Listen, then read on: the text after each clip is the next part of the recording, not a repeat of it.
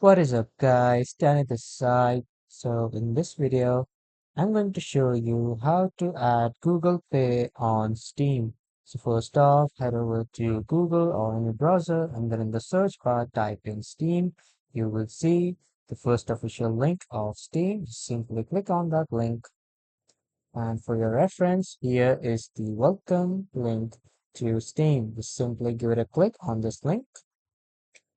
After clicking on the right side, you will see the option of login.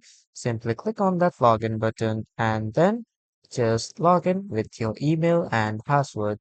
Now, after logging in with your ID, click here and after that, click on account details. After coming to account details, you can see the option of add a payment method to this account. Click on this. And from here, you can add your credit or debit card like Visa or MasterCard, and then your billing information like the billing address, the phone number, the country, and the city. You can update and then save this payment method. And if you are not able to add your Google Pay details there, again come to this account portion and then click on add funds to your Stream wallet. After clicking on Add Funds to your Steam wallet, just simply choose one and then randomly click on Add Funds.